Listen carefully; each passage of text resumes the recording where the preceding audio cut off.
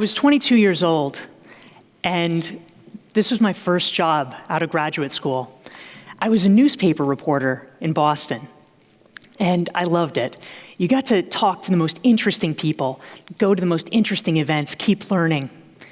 One day, I got called into the HR office, and I thought they were going to be changing our dental plan, but it didn't turn out that way. That afternoon, I left the office without a job. It was a Monday afternoon, and I had been laid off. I went home that night, and I was scared. I didn't know how I was going to support myself, but I thought, all right, I'm going to wake up the next morning, and I'll figure it out. I'll go look for another job. And the only problem was it didn't quite turn out that way. The next morning, I woke up, I turned on the television. It turned out that the day that I had been laid off was Monday, September 10th, 2001. The next morning, the world changed. Planes stopped flying, the stock market stopped trading. The least of anyone's problems that day was an out-of-work newspaper reporter. They'd given me 1 week's severance pay. Technically, I had worked Monday, so it was actually 4 days severance pay. And I had to figure something out. And I did. But that moment made me vow that I was never going to let myself become that vulnerable in such a precarious position again. And I haven't. These days, I earn money in a variety of different ways. I write books, I'm a professor, I speak, I consult.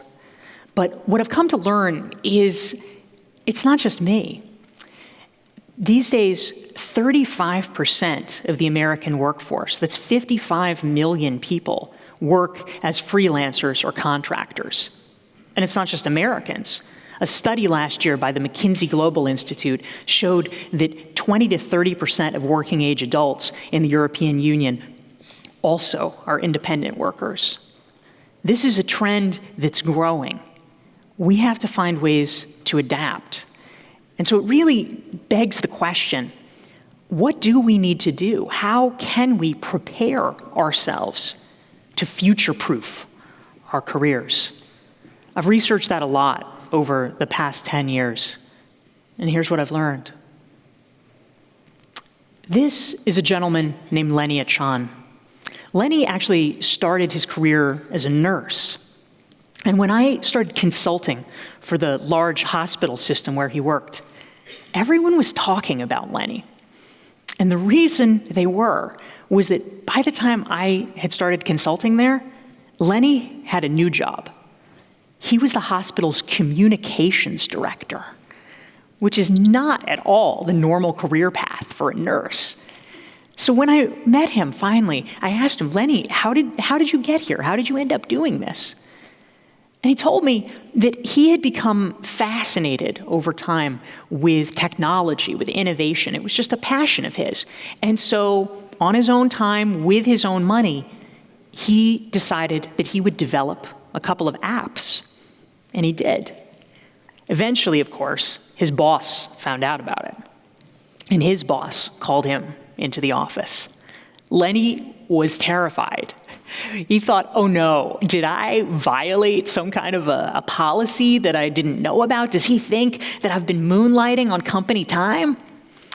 And so he went in to the boss's office, and the boss said, Lenny, I hear that you've developed some apps. And Lenny said, yes, it's true, I have. And the boss said, we need someone to run social media for the hospital. I think you should do it. Lenny did such a good job, he ultimately got promoted to head up all of communications for the hospital.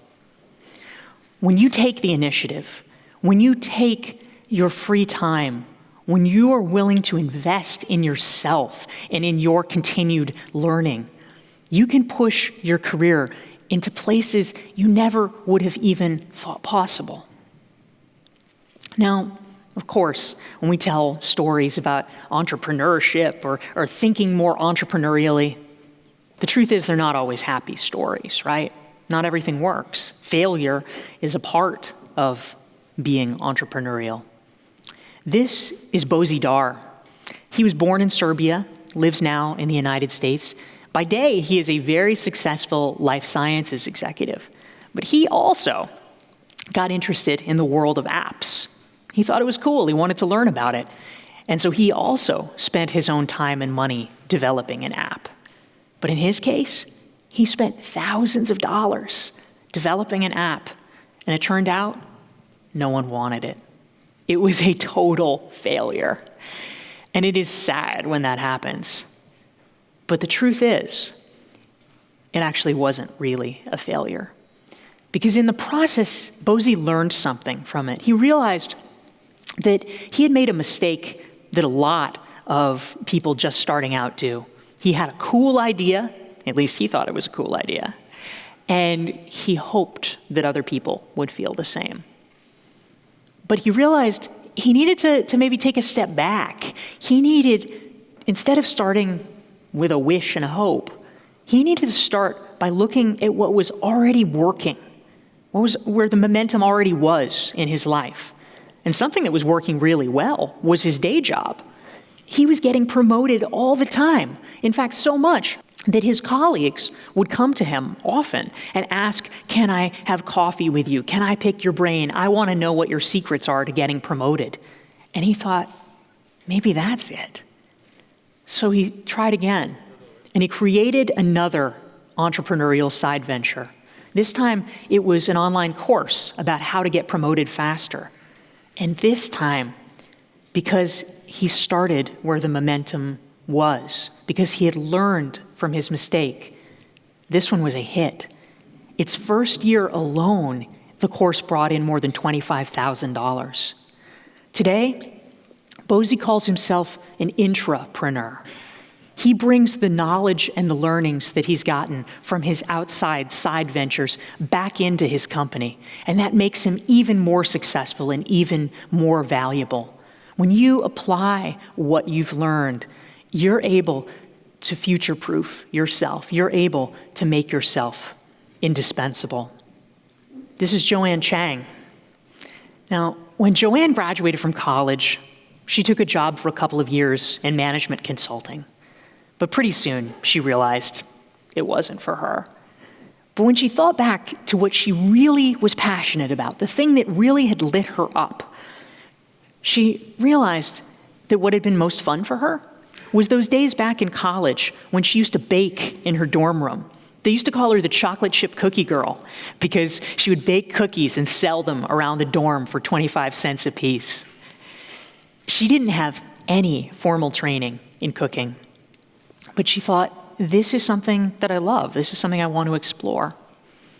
Now, what most people would probably do in that situation is they would look around, they'd look at the help wanted ads, they'd search online, and they'd see what was out there, and they'd send in a few resumes or applications. That's nice, but you are one of hundreds or thousands of people. That is not what Joanne Chang did. What she did instead, which made all the difference, is that she started from an entirely different direction. She started at the top with a vision of what she wanted. She made a list of the dozen chefs in her city that she respected the most, and she wrote them each a personal letter. And she explained who she was and said, "Hey, I don't have any formal training, but I'm willing to learn and I'm willing to work hard." And she reached out and explained exactly why she wanted to work with them. The very next day, it turned out, Lydia Shire, who was one of the top chefs in her city, one of the top chefs in the country, got Joanne's letter. And that day, her prep cook quit. So she said, "You know what? Let's give this woman a chance." So she brought her in. For the next 8 years, Joanne apprenticed with her, learned everything she knew. Joanne went on to open her own bakery, which was a smash hit. Today, she owns 3 bakeries and a restaurant and has written multiple cookbooks. Today, she is considered one of the best chefs in her city, if not the country. But that began by asking for what she wanted. She didn't look at what was already out there, what was being advertised, and said, oh, maybe I'll try that. That is how you play the same game as everyone else. That is how you end up settling for crumbs. Instead, you need to formulate that picture, that vision of what you want, and seek it out. And that's exactly what she did. Now, I want to tell you about a study. And this is a study about podcasting.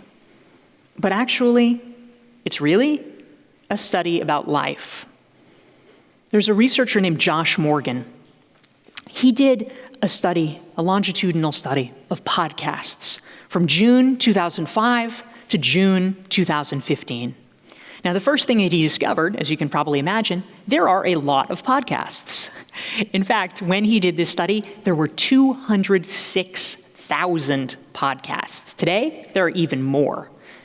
A lot of people would look at that and say, oh my gosh, that's enormous. Why should I bother starting one? How can I even compete with that? How can you hope to be heard in a world where there's 200,000 people clamoring? It turns out that's the wrong question. Because what Josh Morgan discovered in his study, looking at this 10-year period, is that the average podcast lasted only 12 episodes before its creator shut it down and stopped doing it. And in fact, in that moment when he looked at the podcasts in June of 2015, he looked at these 206,000 podcasts. At that moment, only 40% of those podcasts were even active. And he had the world's most liberal definition of active. That meant that they had released one episode in the preceding 6 months. People look at the competition so often and they say, I can't do that. I can't compete. There's too many people out there. They think they're competing against 200,000 people. So much more often, you're actually competing against 2,000 people, maybe even 200 people. Because if you are good and you persevere, you are going to outlast almost everyone. You are going to be able to keep going and through sheer force of will, make your way to success. Now, the challenge, of course, is being able to persist. And that is why it's so important to focus on the small wins. This is a woman named Stephanie O'Connell. Like a lot of young people with a big dream, Stephanie moved to New York City in hopes of becoming a Broadway actress. Now, she discovered pretty fast that New York is an expensive place. And so if she was going to last, if she was going to be able to persevere in the city, she needed to get a handle on her finances. So she started a blog. She called it The Broke and Beautiful Life. And pretty soon, it actually started to get some traction. She realized maybe this could be something. But what Stephanie did is important, because we all know you don't go overnight from just starting out to being on national television. It takes a while. And Stephanie learned to savor the small wins. She remembers the first time that an influencer that she respected retweeted one of her posts, because that showed that she was on the right track. She remembers the first time that instead of having to blog for free again and again and again, that someone actually paid her $25 for a post. Now, $25 is not a lot of money, but she told me, that's 2 hours that I don't have to be a waitress. That's someone saying, your work has value. If we can remember that, if we can remember those small wins, it will keep us going on the path to success. Finally, we have to rethink what's possible and what's impossible. This is John Lee Dumas. John was a U.S. Army veteran. And when he came back after the service, he tried a lot of things. He got jobs in finance and startups and real estate. None of it stuck. But when he was working in real estate, one thing he did a lot of was drive around town in his car. And while he was driving around, he discovered something he actually did love: podcasts. But back when this was happening, 2011, 2012, there was one thing that everybody knew about podcasts, and that was you cannot make money with podcasting. It's a nice hobby, it's fun to do, but it's not a way to make a living. But what John discovered is that sometimes if you flip just a couple of key assumptions, you can change everything. Now, at the time, podcasts were much less popular than they are now. There's only so many people listening. Most podcasters, of course, because they had day jobs, were only releasing an episode once a week, so 4 times a month. If you were going to make money from sponsorship income, a company was only interested in doing that if you had a really large audience, if you had a lot of monthly downloads. John realized something. You're only going to get so many monthly downloads if you have 4 episodes a month. But if instead of releasing an episode once a week, you do it once per day, you can immediately 7x your revenue. Instead of 4 episodes a month, you have 30.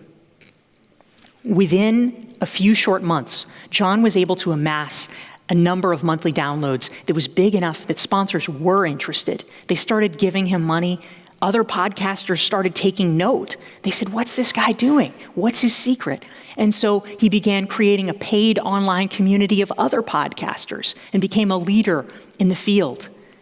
His momentum has grown so much, and his podcast was ultimately named a best of iTunes, that today he actually manages to bring in $500,000 per month from his podcast. He's become one of the most successful podcasters ever. When you rethink what's possible and what's impossible, you can change everything. That's how we make ourselves future-proof. We live in a world of disruption, and every day it's only becoming more so. Over the past few years, I have consciously and deliberately worked to cultivate multiple income streams in my business. I now have 7. And through that process, it's done a lot of things. It's brought in more revenue for me. It's mitigated my risk. It's introduced me to new people and new experiences. It's helped me develop new skills. And it's my hope for you, whether you work for yourself or if you have a day job that you love and want to keep, that if you cultivate a portfolio career, that can do the same for you. Thank you.